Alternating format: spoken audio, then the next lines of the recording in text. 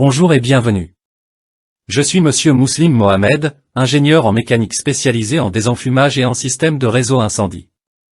Dans cette vidéo, nous allons examiner en détail le phénomène du flashover, un enjeu fondamental pour les chercheurs et ingénieurs œuvrant dans le domaine de la sécurité incendie. Comprendre les mécanismes sous-jacents à ce phénomène est essentiel pour développer des solutions innovantes et efficaces en matière de prévention et d'intervention. La courbe que vous voyez ici représente le développement typique d'un incendie en milieu confiné, en mettant en évidence le phénomène du flashover. Cette courbe se divise en plusieurs phases, chacune ayant des caractéristiques spécifiques. Regardons cela de plus près. 1. Phase de développement. L'incendie débute par une petite flamme, avec une propagation progressive.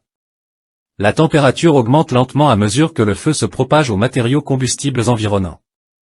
À ce stade, l'intensité du feu est contrôlée par la disponibilité des combustibles, dictant la dynamique de l'incendie. 2. Point de flashover. Un moment décisif est atteint lorsque la température atteint environ 500 degrés Celsius.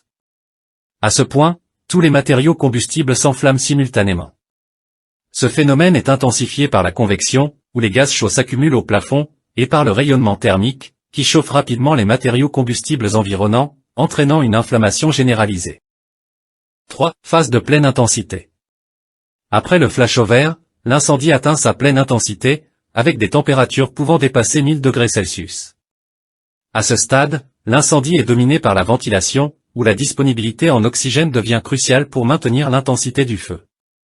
Les conditions deviennent extrêmement dangereuses en raison de la chaleur intense. 4. Phase de décroissance. La phase de décroissance survient lorsque les matériaux combustibles commencent à se consommer, entraînant une diminution progressive de l'intensité du feu. À ce stade, l'incendie est à nouveau contrôlé par la quantité de combustible disponible, et la température commence à baisser. Pour ces concepts, observons une vidéo réalisée par le NIST. Vous pouvez voir comment un incendie commence dans une chambre meublée. Au début, nous observons une flamme localisée. Mais avec le temps, les températures augmentent rapidement et les gaz chauds se rassemblent au plafond par convection. À un moment donné, tous les matériaux combustibles de la chambre s'enflamment soudainement, provoquant un flashover. Ce phénomène est amplifié par le rayonnement thermique émis par les gaz chauds et les surfaces enflammées. Le rayonnement thermique est l'émission de chaleur sous forme d'ondes électromagnétiques, qui réchauffent rapidement les matériaux combustibles à distance, les amenant à leur point d'inflammation simultanément. Ce processus, combiné à la convection des gaz chauds, contribue à la montée rapide de la température et à l'inflammation généralisée des matériaux.